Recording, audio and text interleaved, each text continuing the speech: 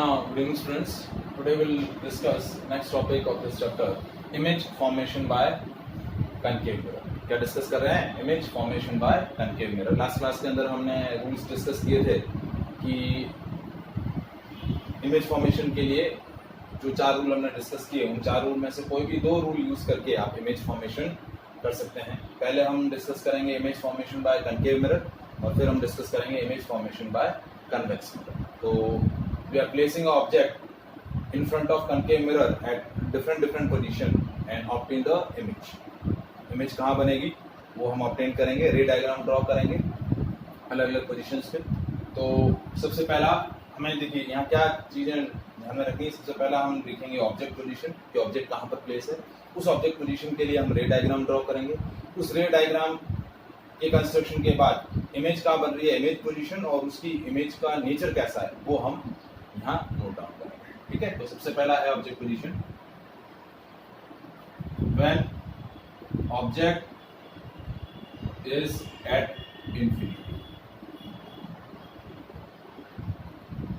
जब object infinity पर रहेगा तो लाइट रेज, इंफिनिटी क्या होती है, ऐसी डिस्टेंस जो डिफाइंड नहीं होती. तो light rays is coming from infinity and it becomes parallel to the principal axis. क्या होगी, प्रिंसिपल एक्सिस के पैरेलल रहेगी. क्या रहेगी, प्रिंसिपल एक्सिस के पैरेलल.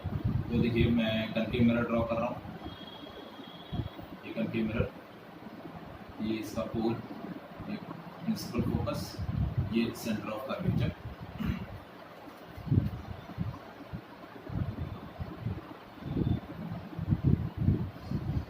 अब ऑब्जेक्ट क्या है, इंफिनिटी पर. तो इंफिनिटी पर light rays coming parallel to the principal axis, ये और ये पैरेलल. देखिए आपको प्रॉपर मेजरमेंट के साथ और प्रॉपर जो ज्योमेट्री टूल्स हैं वो यूज करके आपको डायग्राम्स बनाने हैं. ठीक है. तो अब यहाँ कौन सा रूल यूज होगा, rule number 1. when the light rays is coming parallel to the principal axis after reflection from the mirror passing through the principal focus. कहाँ से पास होगी, प्रिंसिपल फोकस से पास होगी. यहाँ से रिफ्लेक्ट हुई और कहाँ से पास हुई, एक किया प्रिंसिपल फोकस से. और ये आपका मीटिंग पॉइंट, रिफ्लेक्टेड रेज का मीटिंग पॉइंट कहाँ है, प्रिंसिपल फोकस में. कहाँ पर है, प्रिंसिपल फोकस. तो आपकी इमेज पोजीशन क्या है, इमेज पोजीशन हो गई एट प्रिंसिपल फोकस. तो देखिए लाइट रेज एक्चुअली मीट कर रही हैं. तो जब एक्चुअली मीट करती है तो इमेज कैसी बनती है, रियल. और रियल के साथ साथ क्या कॉम्बिनेशन हुआ, रियल एंड इन्वर्टेड इमेज. और इमेज कैसी बनती है, पॉइंट साइज. तो इसको हम बोलेंगे हाईली डिमिनिश्ड. ऐसे बोलेंगे हाईली डिमिनिश्ड. तो ये आपकी ऑब्जेक्ट पोजीशन हो गई. इसके बेसिस पे ये इमेज पोजीशन, ये नेचर ऑफ इमेज और ये आपका रे डायग्राम. क्या हो गया ये, इसको हम क्या बोलेंगे, रे डायग्राम. अब हम अलग अलग पोजीशंस पर ऑब्जेक्ट को प्लेस कर रहे हैं और उसके रिगार्डिंग हम अलग अलग इमेज फॉर्म करेंगे. नेक्स्ट है when object is at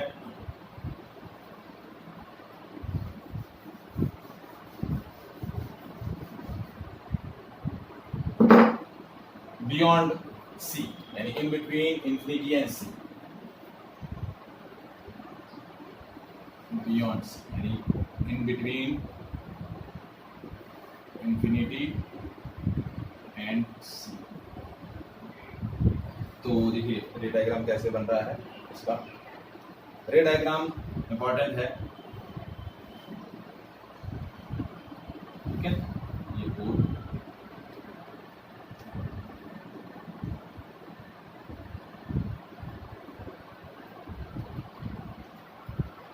ये प्रिंसिपल फोकस और ये सेंटर. देखिए आपको पी, एफ और सी के जो मेजरमेंट है वो प्रॉपर लेने हैं. देखिए आप क्या करें, प्रोटेक्टर ले लें. प्रोटेक्टर से ये कर्व सरफेस इस तरीके से ड्रॉ कर लें. पी से एफ तक का जो डिस्टेंस है और एफ से सी तक का डिस्टेंस है वो इक्वल होता है. क्योंकि देखिए पी से एफ तक का डिस्टेंस फोकल लेंथ बोला जाता है, पी से सी तक का डिस्टेंस रेडियस ऑफ कर्वेचर बोला जाता है. और हमने डिस्कस किया है कि radius of curvature focal length की डबल होती है। तो जैसे P से F का डिस्टेंस आप 2 सेंटीमीटर ले लें तो F से C का डिस्टेंस भी 2 सेंटीमीटर होगा। तो ये प्रॉपर मेजरमेंट के साथ लेंगे तो आपके डायग्राम्स भी प्रॉपर फॉर्म होंगे। अब ऑब्जेक्ट कहाँ है?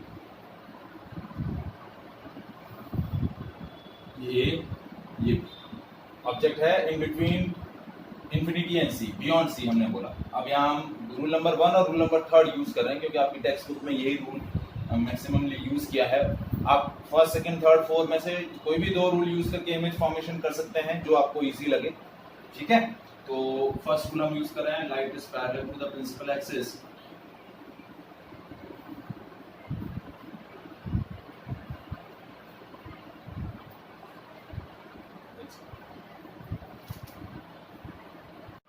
ऑब्जेक्ट हमने कहाँ प्लेस किया, ये इस तरीके से हमने स्ट्रेट लाइन ड्रॉ कर लेते हैं, प्रॉपर मेजरमेंट के साथ हम ड्रॉ करते हैं।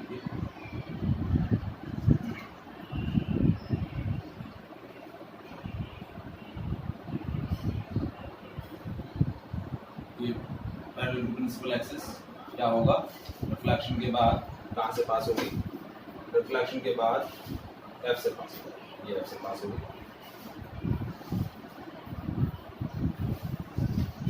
ठीक है। ये मैंने यहाँ से ले लिया, ये पैरेलल टू प्रिंसिपल एक्सिस, इस तरीके से पैरेलल टू प्रिंसिपल एक्सिस ले लिया। रिफ्लेक्शन के बाद कहाँ से पास हुई, रिफ्लेक्शन के बाद F से पास हुई।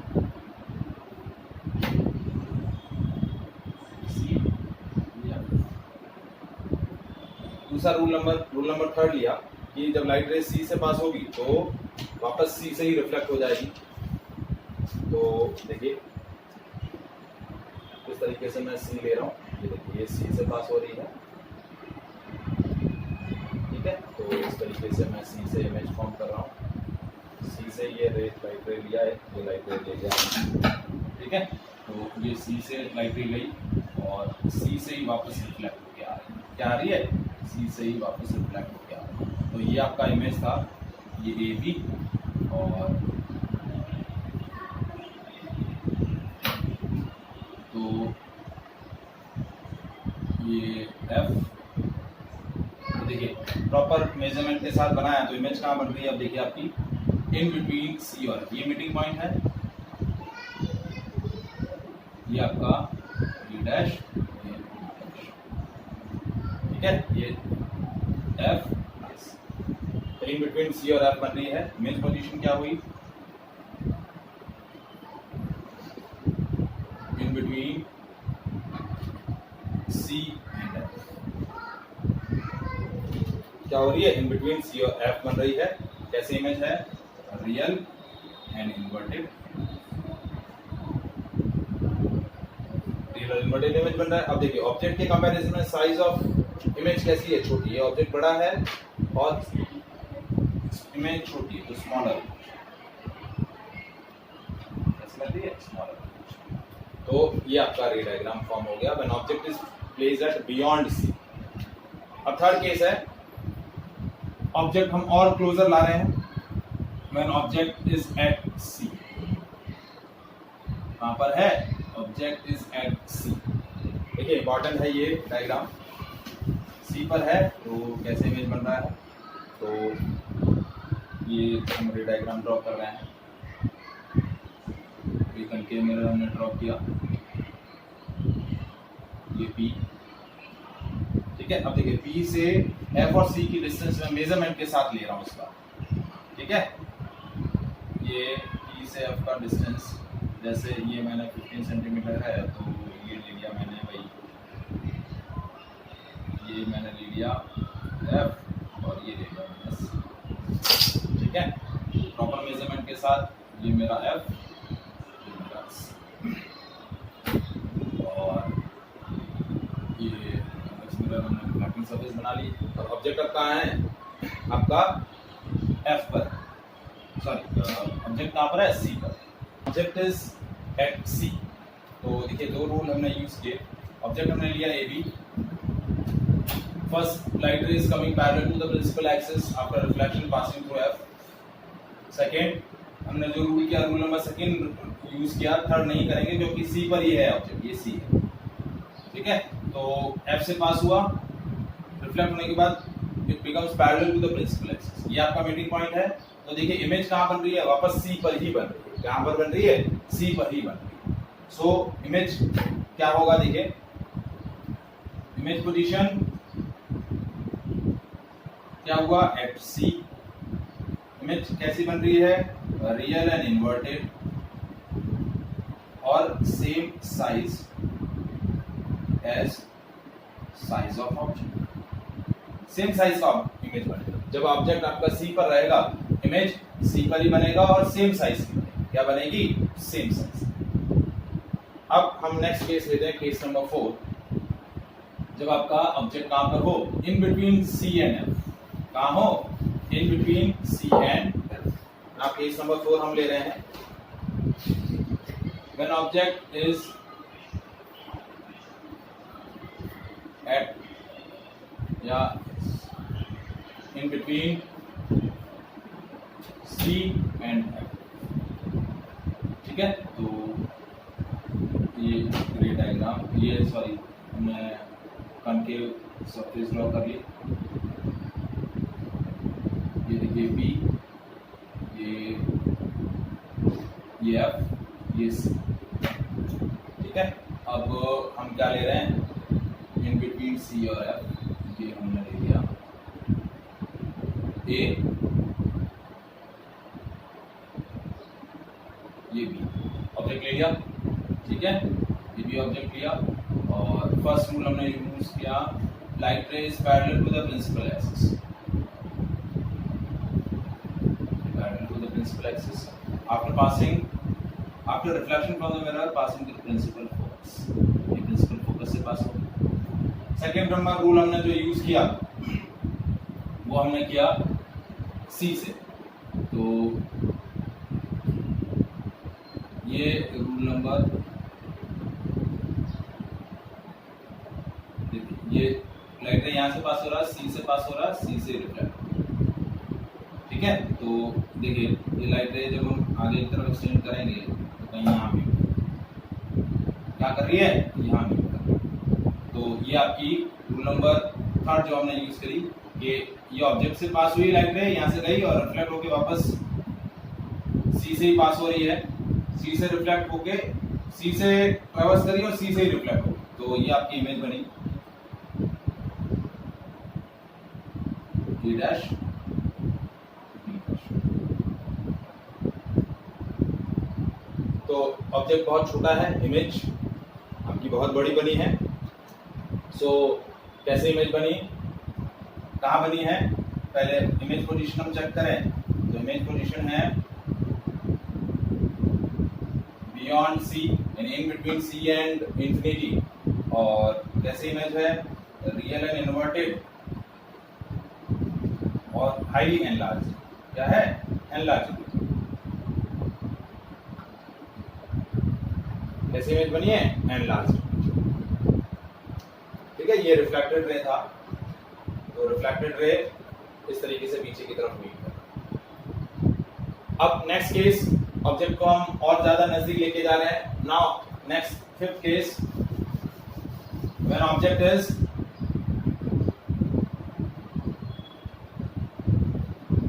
एट एफ, ऑब्जेक्ट कहां पर है, एफ पर। तो इमेज फॉर्मेशन देखिए,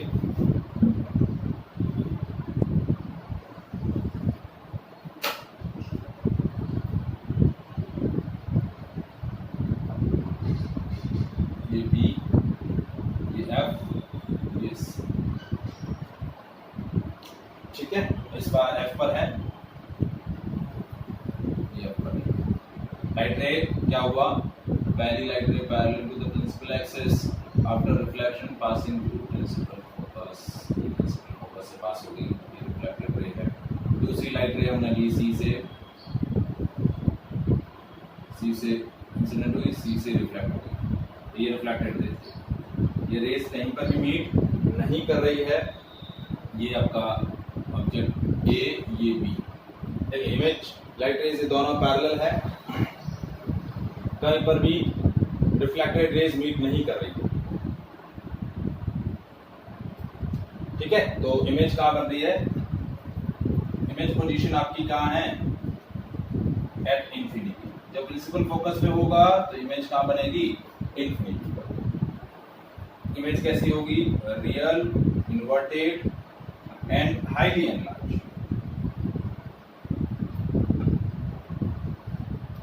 कैसी इमेज होगी, highly enlarge.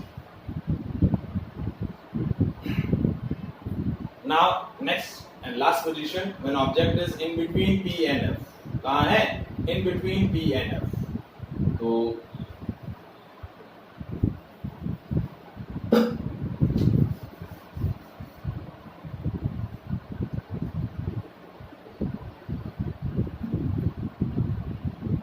when object is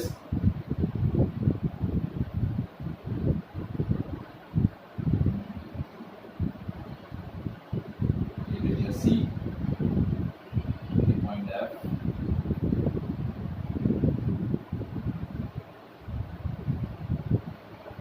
when object is in between P and F, पोल और प्रिंसिपल फोकस के बीच में, ये यहाँ पर ऑब्जेक्ट P और F के बीच, ठीक है।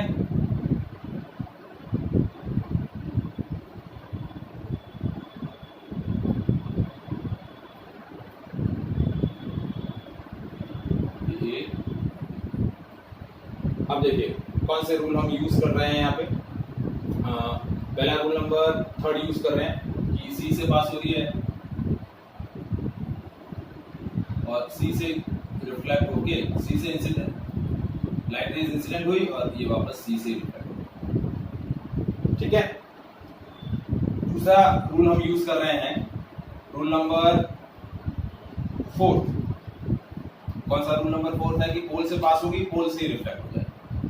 तो ये पोल पर इंसिडेंट हुई,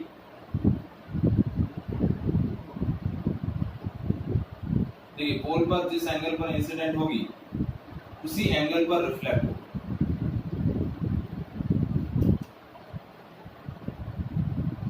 अब देखिए इंसिडेंट रे और reflected ray forward direction, reflected raise दोनों जो रिफ्लेक्टेड रेज हैं वो फॉरवर्ड डायरेक्शन में कहीं पर भी मीट नहीं कर रही है, आगे की डायरेक्शन में कहीं मीट नहीं कर रही है। तो पीछे की डायरेक्शन में इन रेज को हम क्या करें, स्प्लिट कर देते हैं।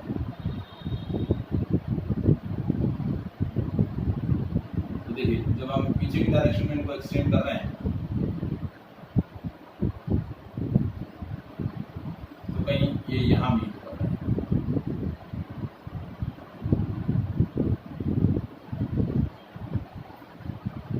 देखिए एक्सटेंडेड रेज को हम dash dash dash solid line से नहीं मिलाना है कभी भी, ठीक है।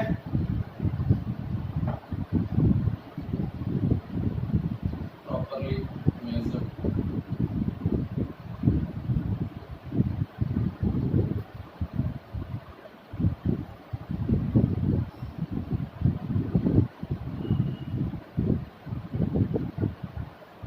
ये यहाँ नहीं, ठीक है। तो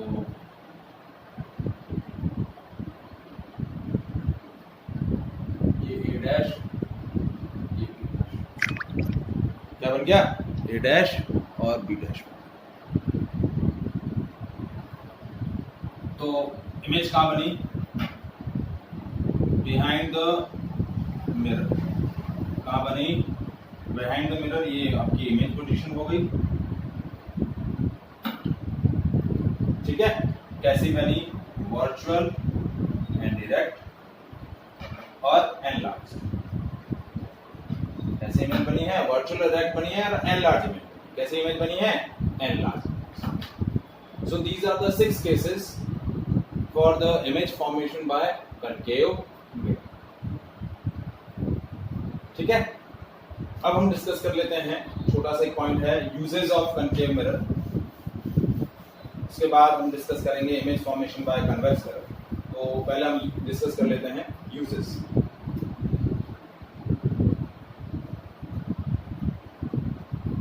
देखिए जैसा कि हमने बोला है कि कनकेव मिरर जो बोला जाता है कन्वर्जिंग मिरर है, लाइट रेज को कन्वर्स करता है एक पॉइंट पर। क्या करता है? लाइट रेज को कन्वर्स करता है। जैसे कनकेव मिरर हमने ड्रॉ किया, लाइट रेज पैरेलल आ रही है इस तरीके से, तो उनको कहाँ कन्वर्स करता है? एफ पर कन्वर्स करता है। ये हमने डायग्राम ड्रॉ किया था। सो ये कन्वर्जिंग मिरर लाइट रेज को एक पॉइंट पर कन्वर्स करता है।